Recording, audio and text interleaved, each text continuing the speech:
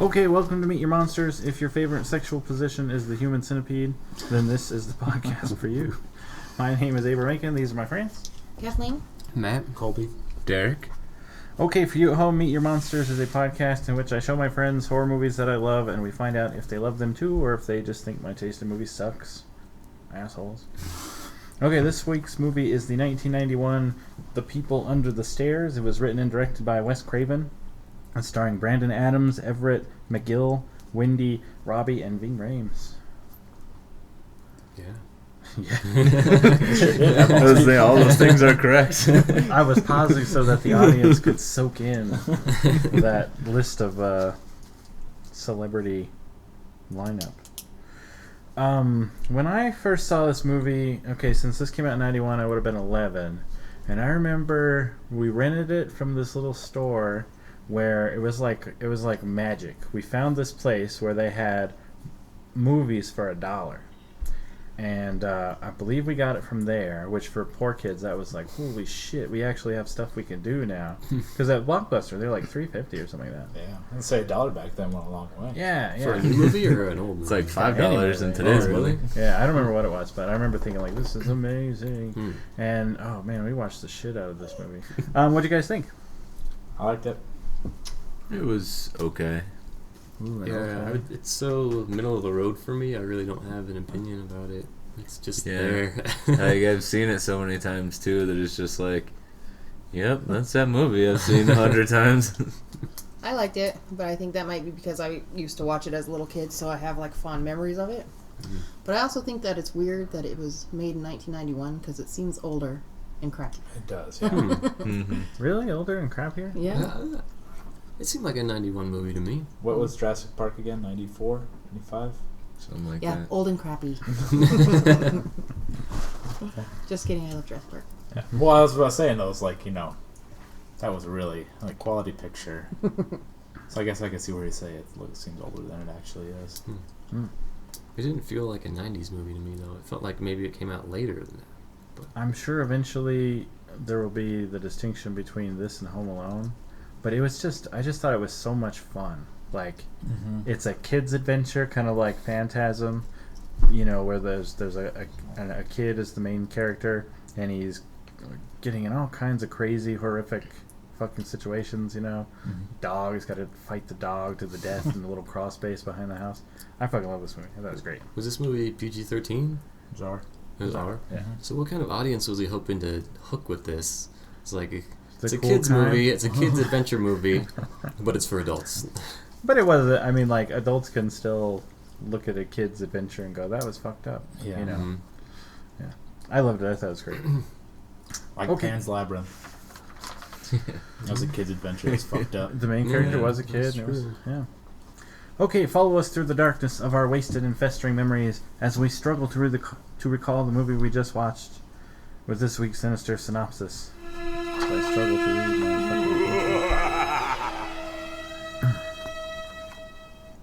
fucking Okay, I'm stealing this from a guy wrote this synopsis on IMDb, and it's PUTS Rocks. Putz Rocks, whatever that is. Anyway, I thought his review was pretty good. A 13-year-old nicknamed Fool lives in the ghetto and has found out his family is going to get evicted from their rundown apartment. On top of that, he learns that his mother is dying of cancer. Fool is persuaded by the family friend Leroy to sneak into the landlord's home and steal a prized coin collection rumored to be in their home. Desperate to help save his mother's life and the family from being thrown into the street, Fool goes with Leroy and Leroy's friend Spencer to the house. They use all sorts of disguises to get in. Well, two. Boy Scout and like a gas. gas Yeah. tin. Yeah. Or not a tin. One of the guys is dressed like an African. Is that a disguise? His African hat? He was Queen Latifah. It was the 90s. If you were black, you had an African hat. Okay, because that was one of the things I wrote down. Whatever happened to those hats black people used to wear in the 90s? Because they just went away one year. Once they force their way into the house, they realize they got a lot more than they were looking for. After Spencer and Leroy are tragically killed, Fool tries to escape, running for his life. He bumps into the landlord's daughter, Alice, a young abused girl full of nothing but scars and fear. Fool feels sympathy towards Alice and persuades her to escape with him. Fool then finds out that the evil and sadistic landlords are not a married couple, but brother and sister who kidnap young boys and girls and keep them locked in the cellar. Fool will stop at nothing to save them, and in the end, Fool becomes the movie's hero. Thank you, Putz Rocks. You do rock putts. That was pretty much it. Yeah, it was good. Yeah. Nailed it. A clear line from point A to B. Mm-hmm. So, now the fun starts with everyone's favorite pieces and parts. My favorite part was when she's telling the story of Roach, how he said something bad and they cut out his tongue, and then he sticks out his tongue and it's all like nasty and cut out. I just liked all the parts where he was just wildly firing into the walls. Yeah. Because the price of patching those walls is going to be astronomical. Well, they were clearly very rich. Very rich. Well, not So anymore. rich Now that they they're could dead. patch every hole Saying before when the they cops sell- got there. When they sell that house, we're going to have to spend all that time. But it's been in the family for years. I liked what a scrappy little shit Fool was. Because I was watching it the second time around. I was like, man, he really knew how to go after the bigger man. Like, he just runs up and punches him in the balls at one part, pokes him in the eyes, bashes him with everything, get his hands on, throws a brick on his head. Oh, the brick was a good one. I was thinking, like, you know, they do all those concussion studies on football players. If that guy would have lived, they should have done it on him because Fool fucked him up, man. Gave him all kinds of brain damage. I love too just how weird it was. Like he would run around in that weird S&M suit. I was gonna say Ving Rhames cannot escape that Mike Gimp suit. Oh, that's true. Yeah, he's encountered that before. Yeah, that shit was wild. But I just like the overall fun of it, you know, because it was definitely a dark story. These people keeping kids locked up in the cellar, and They even made it towards the end seem like he was a rapist. oh he was yeah, getting because he ready just to- grabbed his crotch next Yeah. to his daughter. Yeah. And it was a creepy story, but then the whole time I was like, this is fun. Like it was just as a viewer I was having a great time, as a kid and as an adult. Yeah, I liked the scene when he was butchering Ving Rhames. Yeah, he's eating him. Yeah. Well, and I was thinking too, man, Ving Rhames' meat would be like tough and chewy because he's all buff, you know. So like to eat him back. What did you like? I mentioned this while we were watching it, but I like at the very end after the house explodes and all the people that were under the stairs are like escaping and they're walking around outside like and nobody's noticing them. And I was just wondering like what they were gonna do. Like go get jobs and try and live normal lives when they're all like clearly jack vampires. They all No. became baristas. When I was watching, I was like, man, these guys, like, their whole problem is they just don't have enough vitamin D, you know? 'Cause they're in the cell all the time. I thought, like, they can get, like, instantly sunburned when they walked out. They've all got rickets and shit. Yeah. Someone should make a movie where they just have a character and he does something, and then you find out that his backstory is that he was one of those. That would be Really fun. boring movie, like, he's just a manager of, like, a Yeah. auto dealership or something. It could be a nice romantic comedy, and then you'll Yeah. find out, like, how'd you get those scars? And you'll be like, well, That's the seller. Funny story. yeah. Yeah, I was saying about that last scene too is, could you imagine being one of those protesters out there? Because all they do is they're just showing up like, we're gonna tell these landlords how much they suck, and all of a sudden the fucking building blows up. And they're just like, holy shit! A few of them had to have cut the fuck out of there. Like, oh, shit. No way, money was falling from the Yeah, like, that's true. sky. That's true. There They was were like they even show them high fiving each other, like collecting money. there's piles of money floating around like that fucking Batman movie. Yeah. It's awesome. I just people died, and I would get the fuck out of there. White folks down and get the fuck out of here. Okay, for each movie, Kathleen digs through all the dirt and slime of the filthy internet to bring us this week's terrifying trivia.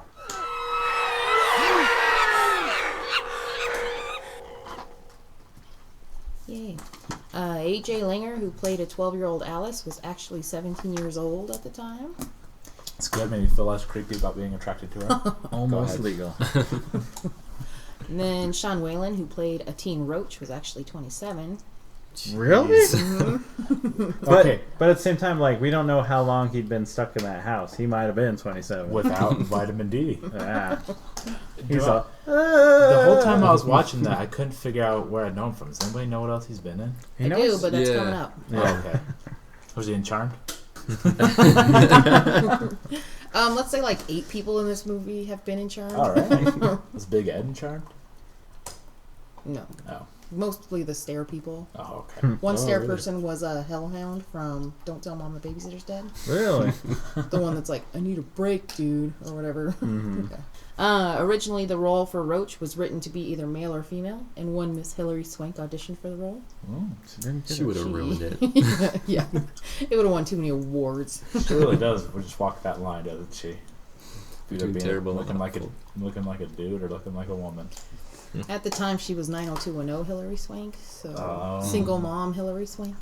Oh. I mean, she did the one movie where she wanted to be a man, and now everyone thinks she's androgynous. No, I'm just or saying she something. just looks that she has a look about her. Oh, I don't think so. I don't think she's androgynous. I just don't think she can No, act. not androgynous, but I mean like put like a 5 o'clock shadow on her. You swear as a dude. Yeah, I think she's really androgynous. Yeah. Like, get rid of Yeah. the long hair. I tell you, that $1 Million Baby movie, badass, Never saw it. fucking amazing. Really? Oh yeah. If Clint Eastwood, he should have stopped there. Yeah. But that was his peak for me. I love that movie. Let's watch Sad. Oh, you should watch it. Have you seen it? It's the Mm-mm. saddest fucking movie in the Oh, world. yeah. Really? Really? Oh Is that my what God. Hillary won the Oscar for? Yeah. It's so sad. First, you'll be like, oh, I want to work out and everything, but then you'll just be sad. Yeah. We'll just Oh. get injured. This is the most motivating, amazing movie I've ever seen. Oh, I'm gonna go slit my fucking wrist. But how can it be awesome and be depressing at the same time? First it's awesome, then it's depressing. Oh, And when you're done, you're like, that was a hell of a movie. All right. I don't know if anybody remembers this, but there was a Got Milk commercial. And the guy who played Roach, in this commercial, he played a museum employee who had a chance to win a radio contest by guessing correctly who shot Alexander Hamilton. But he's unable to say the correct answer because his mouth is full of peanut butter and he's got no milk. He says, Yeah. So yeah. I'm like, that's where he's from. Yeah. I just think it's funny that his two, like, major roles, he plays a guy who can't really talk. So I'm like, I wonder if you ever heard what his that voice, says you'd be about like, his oh. career. Yeah. Wasn't he in that Pauly Shore movie too? Jury duty? Yeah. Oh, that's where I know him from. Son of a bitch. He was like the evil guy that like poked him with his pinky, wasn't he? No, he was. I think he's falsely accused. Oh, that's right. Okay. And then speaking about who else he played, this really only probably means something to me, but he played Wormser in Revenge of the Nerds 3, The Next Generation. Really? Mhm. I never saw part 3. Nobody saw part 3. It was awful, but I still liked it. Just you, Kathleen. But you didn't do the bathtub one. Because everybody already knows that. I was saving you up for your special effects. Go ahead and tell us the bathtub story. You do Molly. it, Kathleen. You do it. So edit this out, Matt. You make it sound like Kathleen just seamlessly All right. went from one fact to the other. Put the Kathleen voice filter on. All right, when they were throwing Alice into the bathtub full of hot water, it was actually ice cold water, but the director didn't tell her that, so it was a complete shock. So the look on her face was legit. Genuine Legit. discomfort. That poor girl got beat up on too, because you notice the scene when she like pushes her down the stairs to clean up the blood. She actually slipped on that blood and fell. Nice. Gross. Okay, it is time once again to meet your monster. Do we need to talk about Can we? Oh, because or I'm. not Party of Five, but My So-Called Life? Oh, yeah, throw it out there, whatever. No, I did that over. Podcast is fucking wrecked. No way. Okay. We're rolling smooth here. So I'm these fired. I'm gonna go watch TV. The monsters in this movie are defined by John Landis as human monsters, more specifically cannibals. Because there's two different monsters in this one: the people under the stairs and the villains, but they're both cannibals, so they both fall in that one. The origins were they were born rich and they went crazy, and then the other ones were kidnapped kids who were kept underneath the stairs. Ooh, They're- we should throw in there too that they were crazy because of all the inbreeding. They were like generations of inbred rich Did they say folks. that? Yeah. Where Well, did there they you go. say that? The grandpa, when he was at the table looking at the coins, yeah, Oh. he said that they were from generations of really rich folks who just inbred. Gross. Yeah. That's a message to all you out there. Don't fuck your sister. Just like the Lannisters. Yep. It's a metaphor for the British monarchy. It's pretty deep. Is that ever a is that ever a problem with poor folks? What's that? Inbreeding? Inbreeding? Well, I mean, I Yeah, don't know I if think it's poor so. folks, but it's Not anymore. Because you always hear about monarchies doing it. You always hear about rich people doing it. I've never heard of anybody going like, oh, that's a trailer park full of inbreeders. Because No. usually there's lots of poor people to choose That's from. right. That's exactly right. That's exactly right. Well, There's it's a like lot a- of poor people. Maybe it's like the South, like the hill people that are real isolated, you know? The Hills Have Eyes, yeah, they were. Oh, there was this fucking amazing episode of The X-Files where these hill people kept their mother. She had no arms and no legs, and they kept her on a little a creeper under the bed, like those fucking things you roll under a car with, and they just wheel her out and fuck her from time to time. It was crazy. That was in the X-Files? Yeah, if you ever get a chance. But she that was the one that I think that's the one that either Vince Gilligan directed yeah, or absolutely. Aaron Paul was in. What the hell's his name? Jesse Pinkman? Aaron Paul. Aaron Paul. I don't know if he was in it, but yeah, it was one of those episodes where years later I was like, that was the most fucked up episode I've ever seen. Yeah, that seems really dark for the X-Files. It was one of those seasons where they're like, just throw everything you got Yeah. at him. It was amazing. Was that with Mulder and Speaking of- Scully, or was that with the new It was guy? Mulder and Scully. Oh. Speaking of which, they're actually they're talking about doing a miniseries, an X-Files miniseries, where they do like everybody gets a reunion. Oh, Dave that would be- Duchovny already said he's down for it. That would be I think fantastic. They're just trying to get Gillian Anderson on board. I So- think she said she's in too. I think it's like Yeah. it's gonna happen. Well, after I'd watch after that last movie, it put him in position, so that's what they were planning. So it should be good to go. Back to the monsters. They were motivated by money and food because they wanted to make a lot of money. That's what made them monsters, and then they wanted to eat people. They saved. That's how they got rich. Is they saved so much money on food by Yeah. just eating people. Like, have you ever seen those guys go to the grocery store? The monster death was one was stabbed and slashed and all that junk. Mhm. The mommy was, and then daddy was blown the fuck up. I also like very much too that in the credits they're just listed as man and woman. Are they? Mm-hmm. There we go. Man and woman. The couple from Twin Peaks is what they should have been Mm-hmm. credited as, because everybody would have been like, ah, Hell, yeah, I Yeah. remember them from Twin Peaks. Should have thrown that in the trivia. It was the same couple from Twin Peaks. Yeah, Kathleen. But everybody already knew. Speaking of miniseries coming up, Twin Twin Peaks, Peaks. And remember, where it ended with Ed and Lorraine is she had just gotten her memory back Mm-hmm. and remembered, and Should be interesting. Here at Meet Your Monsters, we like to examine all forms of depravity, and so now for the mathematically perverted, the Colby count.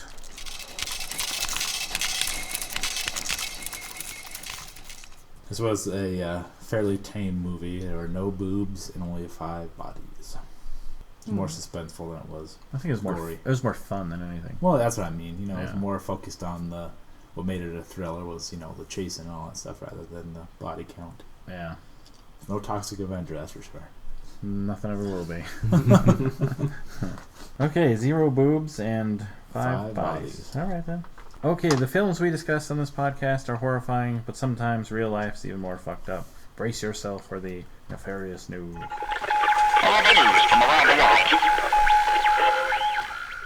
So back in the 1800s, 1888 to 1894, there was one of the first documented cases of a serial killer.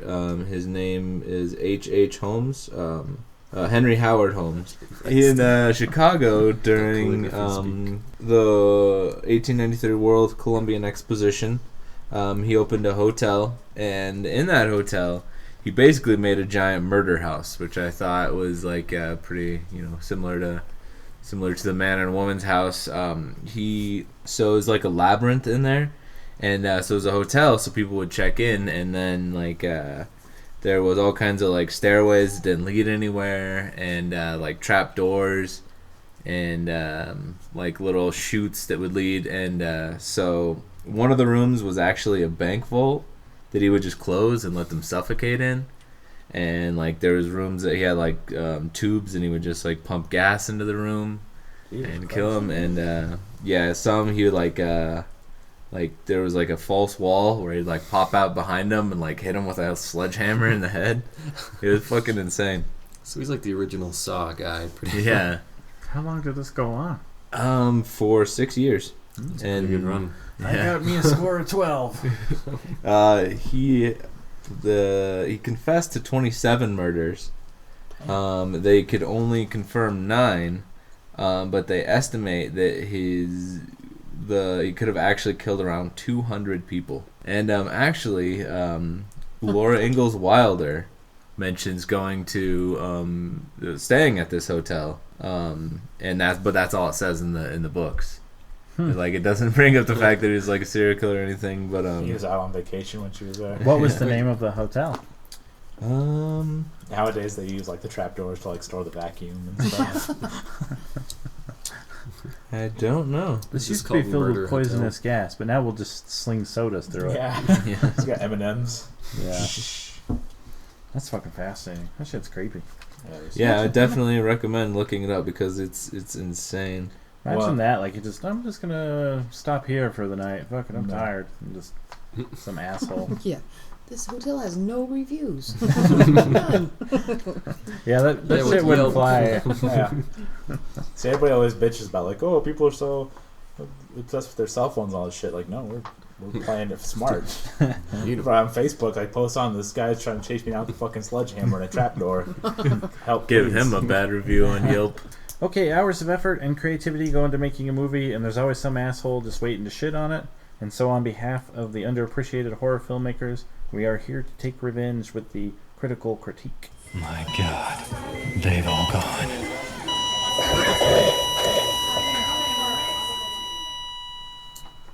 This review is from Nigel Floyd of Time Out. There are a few push-button frights, but a total dearth of mind-disturbing terror. The humor, too, is broad, crowd-pleasing stuff.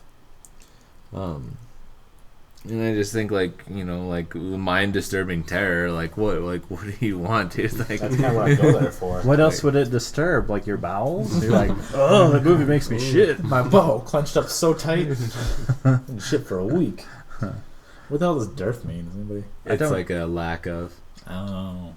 Ah, I've never heard that word. Girth. I've heard of girth. I didn't mean to say that in like a weird. I've heard of it. I don't actually know that much about it, but I I've got a heard. pretty good idea about girth. Yeah. Let me show you guys. I can tell you guys the story about that dude in the gym I saw. Yeah, I've just heard myths. That's of after girth. hours, Abe. Yeah. But yeah, and like, who else would the humor be aimed at if not the crowd? Yeah. Like, did you want the humor to be specific to you, Nigel Floyd? Didn't tell any jokes about my actual life. I was really hoping for some inside jokes about me and our friends. Yeah. And yeah, that's pretty much it. It's funny because even though his review wasn't that far off from some of your guys' reviews, fuck you, Nigel. The rest of you are cool. You said it off mic, Abe. You didn't have to bring that up. Why does everyone hate This when I one was a love? little hard because I agreed with a lot of the critics. I think being that I love these movies, I should maybe do the critical critique because I would just be heated all the time. Yeah, maybe. Remember how mad you got at Gremlins? Oh god. You're furious. You And we don't all bring loved the that movie. We just didn't love it enough for Abe. You just didn't like that one scene, which was the best scene of the whole I didn't fucking say movie. I didn't like it. I'm saying it didn't gel with the rest of the movie. That's why it was so good and important. Never mind. Don't get that. Okay, let's get meta about murder with Matt's themes and tropes. Go back and watch that Gremlins podcast, and you'll agree with me. These guys suck. Are we throwing it to Colby for this one? Did you have some stuff? you Let's wanted get to meta about murder with Matt's themes and tropes as co-opted by Colby. Oh, that's it? Yeah. You don't get the whole song. say? Yeah, I get the whole song. Colby. Well, I just noticed that the whole movie was about greed, and even to the point where, like, what was some of the things I noticed here? I wrote them down. Well, the whole movie was from the thieves' point of view. Like, they're actually, you know, showing that thieves don't do it because they enjoy it. They don't have a choice. It's a you matter know? of desperation. Yeah. True. And if you notice too, they have all this money, but their house is all run down. But the only thing they seem to spend a lot of money on is protecting their stuff. You know, like keeping people out, and their kids they kidnap in. And what was the quote that I thought really summed it up? Oh, what was the girl's name again? Alice. Alice. Yeah, she said they get food and flashlights, so they're happy in their own way. It's kind of the rich way of looking at it. Like, well, these poor people aren't starving, so they should be pretty happy. Poor people are a simple folk. Yeah, All they need is flashlights. flashlights. I think Wes Craven was predicting today's inequality. I think so. I think the the rich quality- 1% are a bunch of monsters and cannibals Yeah. and evil, what do you call them? Sister buggers. Yeah. Yeah, and the way they hoard their wealth. Yeah, let this movie be a lesson to all those rich fucks out there. Eventually, it'll last a while. You won't be happy. You'll be miserable running around with your weird sister and Your gimp suit with in a a shotgun. gimp suit. Yeah, counting your money. Sure, count your money. But eventually, I'm gonna blow you up and take your fucking money. That's right. Eventually, though. poor people are gonna come. yeah, you're gonna look out the window and you're gonna see a big fucking crowd, and they're gonna go like, "All right, bitches, it's time to pay the check." Jack Burton quote. Yeah. Yeah? Okay, sorry. I thought I said checks in the mail. Yeah, you're right. Okay, it was a Jack Nicholson quote. Okay. It was a Joker quote. In closing, to feed the sun god with junk food movie dialogue, we offer unto you the Quetzalcoatl. Who got a quote? Is it just me? I have okay, I so know I just thought the part was pretty funny when after he sees the dead guy, their friend, the hell is his name? Who breaks into the house, goes first, the gas man. What was his name? Nor would always make the quote and say Lester, but I know he was wrong. Yeah. It was something like that. Anyway, so after he's Spencer. Spencer. Spencer, that's it, yes, yeah. Spencer. When he's telling Leroy he's dead, he says he thinks he died of fright, and he's like, "Are you sure?" And he says, "If you think that sucker was white before, you should see him now." I like when Ving Rhames said, "And maybe the president will make me the secretary of pussy." But I also liked when he stabbed the dog through the wall, and then I saw his dog, he just went, "Oh, shit." Also, when she said, I can't remember what the woman said. She said, like, cut off something else. And as the man's walking away, he goes, "His balls." My favorite was when he's wearing the gimp suit and he's running around shooting everything, and he goes, "Mommy!" Okay, we have a special segment here. This is Sarah's text message to everyone. It says, "Yay, greetings listeners," meaning Colby and Derek's mom and Jack. "I miss being on the show and now live the true horror of wiping another person's crap out of their butt at least 10 times a day. Hopefully I will be back soon as I can change into something besides sweatpants. Kathleen, keep these boys in line. Matt, you are really smart. Abe, continue to share your entertaining and embarrassing life stories.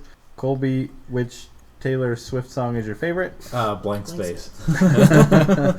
Derek, do you like Taylor Swift too, or is it just a little brother thing? She's all right. She's got her high points. Did you see, like, you guys have all seen Death Note, right? There's like a picture I saw on the internet that it's like it's that part, like, I got a blank space and I'll write your name, and like she's holding a Death Note. That's awesome. And she says, "Yours in all things, monstery, Sarah." Oh, So thanks, Sarah. Oh, hi, Sarah. Miss you. Miss you, Sarah. Okay, and that is the end of Meet Your Monsters for this week. Thanks to my friends for hanging out with me. Thanks to Sarah for the out-of-the-house interaction. Not even phoning it in, texting it in. Yeah. Thanks to listeners at home, Jack and Colby's mom, like we said. My mom too, Abe. Sorry, Derek and Colby's mom.